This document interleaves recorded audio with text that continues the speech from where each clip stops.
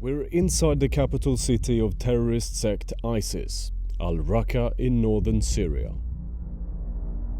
Here the women only have the right to obey and bear children. But two brave Syrian women inside the occupied city filmed on behalf of Expressen using hidden cameras. They know they will be stoned to death if they are exposed, but they want the world to know what their lives are like.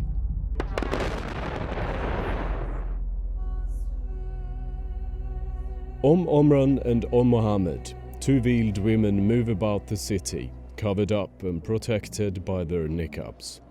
It is late winter and the shops are open, but the city has an air of fear about it. A woman's uncovered face is punishable, even if it's just on the front of a packet of hair dye.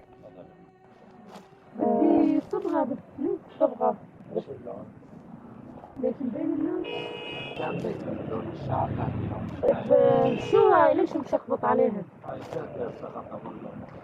يعني هاي انتم مغطينها يعني؟ ايوه كلها هي صارت؟ المرأة بتحب يعني انه يكون وجهها مبين وظاهر يعني فنحن فقدنا هالشيء، فقدنا الأنوثة. Raqqa fell in 2014 towards the end of the summer. Since then, the city has been governed by medieval methods. The worst affected are the women. They're not allowed out on their own. They must be accompanied by another woman or a male guardian. They are not allowed to work, go to school, or go to university. They have been stripped of all rights.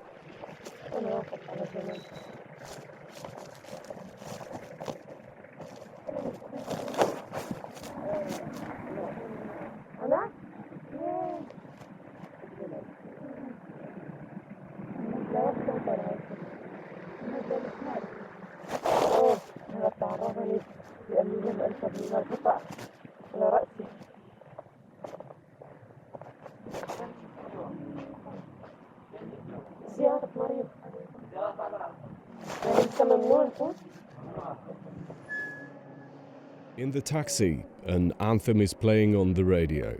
It praises the highest leader of the ISIS, Abu Bakr al-Baghdadi.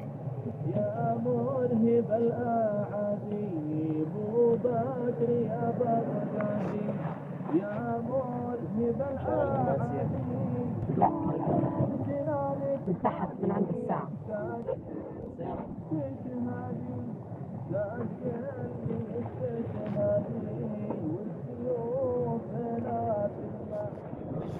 حسب يعني 30 جلدة شوفير 30 جلدة؟ لا ليش انجلد الشوفير 30 جلدة؟ ليش تشيل المرة لحالها؟ إذا شلت المرة لحالها؟ لا والله 30 جلدة بتنحجز السيارة وهي زادنا فلساتي يتحسب. يعني مرة خسروا أحد لباس. صاروك لباس على بنتك؟ إي والله وهي صراحة على حوشها عمر واللي بدك تجيبها يعني جلدها والعدد جدا. بده يجلدها؟ إيه قلت له أنا مو قال لي قلت له أنا أضربها أنت ما تضرب الشيء بحقيقة. قال له قلت له كسرني خارج جدا ما كسرني ما تيجي جابت ضربتها شو ما تضربتها أنت. Omran and Mohammed lived in Raqqa when ISIS stormed the city. Since then, they have lived under the oppression of the terrorist group. They have witnessed murder and torture. أول مرة يعني إني بشوف إعدام يعني قدامي وهاي نزلت حاولت إنه يعني الفضول بيصير عند الإنسان إنه إلا يتفرج إلا هاي حاولت إني شفتهم حاطينه للشاب هو عسكري شفتهم حاطين السكاكين هيك وفي منهم صافين ولابسين أسود هذول هن اللي بدهم يعدموه يعني شيء 4-5 بيكونوا هن بيضربوا 4-5 رصاصات من كل واحد بيموت بعدها بيقطعوا راسه هيك. أنا حاولت إني أطلع ما حسنت. بيعدمون برصاص وبيرجعوا بيمثلوا جثثهم بيقطعوا الراس وبيحطوه على السياخ تبعات الحدائق أو بيحطوا الجثة على الطريق وبيأمروا السيارات إنه تمرق من فوقها لحتى ما بيبقى من الجثة شيء، بتصير الجثة هيك يعني مع الأرض، بيبقى بس اللباس منها. الشيء العجيب حتى كل الناس بشكل عام تنتبه على هذا الشيء، إنه الواحد يعني هيك بيطلع إنه هذا عم يموت وحاطين سكين على رقبته أو حاطين الرصاص براسه، وهو هيك بارك وما بيتحرك ولا بيتنفس ولا بتحسوا إنه خايف، ولا يعني كأني ميت قبل ما بيذبحوا. هذا دوار النعيم اللي كانوا حاطينه قفص طيور. ايه ام عمران، انا كنت حابه اسالك يعني انه هالمنطقه ايش تعني، يعني انت لما تشوفينها شو تحسين؟ بالخوف بالرعب صارت. طبعا ما يحكوا شو جرم المرأة، بس بده يحكوها يرجموها، جابوا العالم عليهم، جابوا مغلاب الحجار. اول ما ينزل الوالي يضربها حجره، الوالي هو اللي يبدا بالرجم. ايه اذا ما ضرب الوالي ما حدا يضرب، بس ضرب الوالي بعدين بتبلش العناصر تضرب برا. This was the location of the famous Uwais al-Karana mosque. But the shrine is gone. All that remains are these piles of rubble. ما بقى منه شيء، ما بقى منه شيء، دمروا دمار كامل للمقام. طبعا هاي الكنيسة، صارت الشرطة الإسلامية القسم المركزي. The most brutal ISIS members are foreigners. ISIS have their own police force, their own intelligence service and other authorities, like the religious police, Hisbah. Hisbah's job is to patrol the streets and make sure people live according to Sharia law. بالحسبة في نساء أجنبيات من يعني أوروبيات، لهم مركزهم أعلى من السوريات اللي بالحسبة معهم. يعني مثلا أنا أكون ماشية بالشارع لابسة كعب عالي أو لابسة شي ملون أو يعني مطالعة عيوني، هي بتجي طبعا تكون مسلحة هي ولابسة لباسهم الكامل وبتسحبني بتحطني بالسيارة. This is the Thieves District. The city's wealthier residents lived here before ISIS arrived. The apartments have now been taken over by foreign ISIS terrorists. هناك عند الجامع مساكن كثيرة يسكنونها المهاجرين، فلل ومساكن بيوت شقق. قبل سيطرة التنظيم كان يسكنها أهاليها وأصحاب المنازل، ولكن هجروهم وقتلوا من قتلوه، شردوا من شردوا واستولوا عليه. فهاي البيوت لأنها فخمة شو كانوا بيساووا؟ هاي الأجانب سيطروا عليها وبركوا فيها هن المهاجرين اللي بيجوا من برا، من كازاخستان، من أفغانستان، سعوديين، أوروبيين من فرنسا، ما في بلد وما في منا أجانب. نسبة السعوديين، المصريين وتونس، يعني بس الأكثر السعوديين. ISIS practice the most brutal form of Sharia.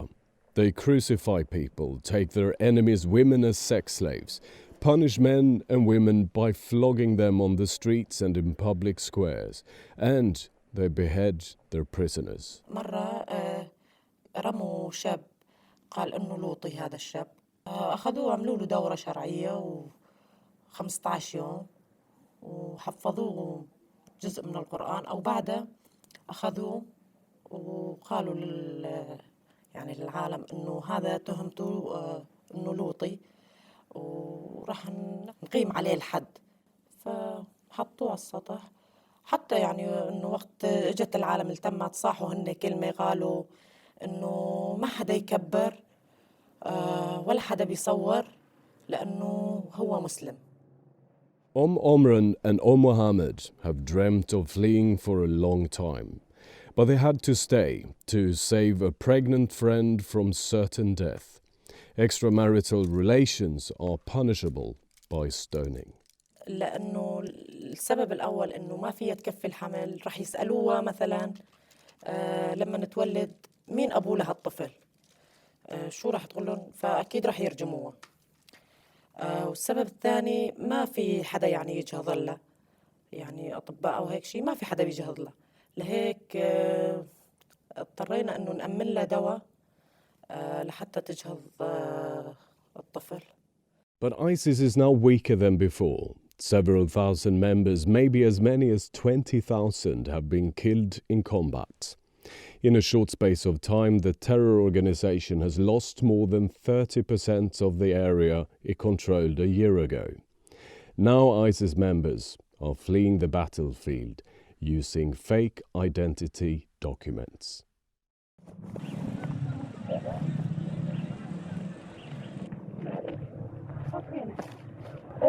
لا روح كمل. هنا بضرب وبمشاكل لازم نضل.